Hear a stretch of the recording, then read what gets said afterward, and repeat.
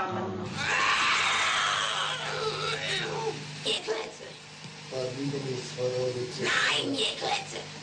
Einmal mir Klötze. Oh, so जाने मिलाने जाओ, इश्कियाने जाओ। तमाम देखने और सुनने वालों को इन्फॉर्मेशन फैक्ट्री की जानिब से अस्सलाम वालेकुम। नाजरीन, एनालिसे मिशेल कौन थी? इस लड़की के साथ ऐसा क्या हुआ था जिसे याद करके लोग आज भी खौफ में मुब्तला हो जाते हैं? ये तारीख का एक ऐसा डरा देने वाला केस था जिसने पूरी दुनिया को खौफ में मुब्तला कर दिया था। नाजरीन, 21 सितंबर 1952 को जर्मनी के शहर क्लिम्बर में एक लड़की पैदा हुई। इसका नाम एनालिसे रखा गया। एनालिसे का बाप एक प्रीस्ट बनना चाहता था और वो अपने बच्चों को भी इसी माहौल का आदी बना रहा था।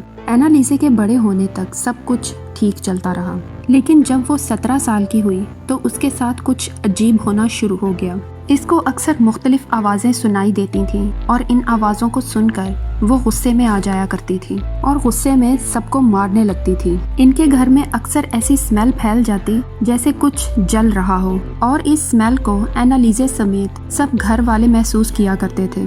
एनालिसे हर वक्त गुस्से में रहा करती थी। इसके घर वालों को लगा कि इसके साथ कोई दिमागी मसला है। वो इसे एक डॉक्टर के पास ले गए। डॉक्टर्स ने बताया कि इसे ग्रैंड माल एपिलेप्सी नामी एक बीमारी है। इसे हॉस्पिटल में एडमिट कर लिया गया। डॉक्टर्स ज्यादातर इसे बेहोश ही रखा करते थे, लेकिन जैसे ही वो घर वापस गई इसकी हालत फिर से वैसी ही हो गई। अगले कुछ महीनों में इस लड़की की हालत ऐसी हो गई कि इसके घर वाले ही इससे डरने लगे। एनालिसे के घर वालों को इसके कमरे से घंटों तक इसके चीखों की आवाजें आती रहती थी। वो मुख्तलिफ जुबानों में बातें करती थी और अजीब चीजें खाने लगी, जैसे कि मक्खियाँ, मच्छर, मकड़ियाँ, और एक बार तो इसे एक मरे हुए परिंदे का सर खाते हुए भी देखा गया था। ये अपने कमरे की दीवारों पर अपने नाखूनों से लाइनों के निशान बनाया करती थी। ये अपने घर वालों के सामने अजीब तरीके से इशारे करती जैसे इसके साथ कोई मौजूद हो। ये कीड़े मकोड़े और कोयले भी खा जाया करती थी। इनके घर में खौफ फैल चुका था।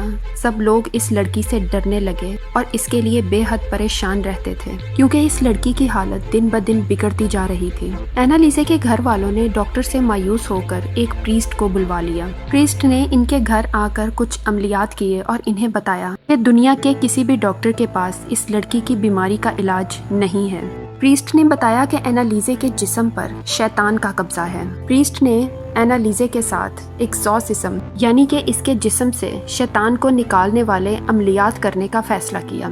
जर्मन कानून में उस वक्त इन चीज़ों की इजाज़त नहीं हुआ करती थी, इसीलिए इस सब को राज रखा गया। 24 सितंबर 1975 को एनालिसे के साथ पहली दफ़ा शैतान निकालने वाले अमलियात किए गए और अगले 10 महीनों में 67 दफ़ा यही अमलियात किए गए। अमल के दौरान जब इस लड़की से पूछा गया कि इसके जिस्म में कौन है, तो पता चला कि इस लड़की के जिस्म में 5 डीमंस यानी कि 5 शैतान मौजूद थे, जिनके नाम इसने लूसीफर, केन, जुडास, हिटलर और नैरो बताए थे।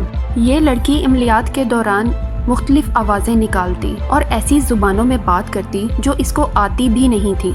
नासरीन, इस लड़की के साथ एक्सॉर्सिज्म के जितने भी सेशंस किए गए, सबूत के तौर पर उस वक्त ऑडियो रिकॉर्डिंग्स और तस्वीरें भी ली गईं, जो आज भी यूट्यूब पर मौजूद हैं। अगर आप चाहें तो इन्हें देख सकते हैं, लेकिन वो इतनी खौफनाक आवाज़ें हैं कि इन्हें ना ही सुना जाए तो बेहतर है। और तस्वीरें भी इतनी डरा देने वाली हैं कि उन्हें यहाँ दिखाया भी नहीं जा सकता। नाज़रीन, इस सब के बाद भी एनालिसे की हालत में किसी किस्म की कोई बेहतरीन नहीं हुई और आखिरकार 1 जुलाई 1976 को इस लड़की की मौत हो गई। डॉक्टर्स के मुताबिक खाना ना खाने और पानी ना पीने की वजह से शदीद कमजोरी के बायस इस लड़की की मौत वाक़या हुई थी। इसकी मौत के वक्त इसका वजन सिर्फ 30 किलो था और इसकी टांगें टूटी हुई थीं। मेडिकल रिपोर्ट में बताया गया कि अगर एनालिसे का इलाज डॉक्टर से करवाया जाता तो उसे बचाया जा सकता था। इसके बाद एनालिसे की फैमिली और प्रीस्ट के खिलाफ अदालत में केस शुरू हो गया, जहां सब डॉक्टर्स ने गवाही दी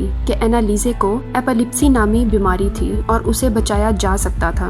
लेकिन एक डॉक्टर ने बड़ी अजीब बात बताई। उस डॉक्टर ने कहा कि एक दफ़ा जब वो एनालिसे को इंजेक्शन लगा रहा था तो वो डॉक्टर को देखकर मुस्कुराई और बोली कि शैतान पर कोई इंजेक्शन असर नहीं करता। एनालिसे के माँ बाप और प्रीस्ट اس بات پر بضد تھے کہ اس کے جسم پر شیطان کا قبضہ تھا۔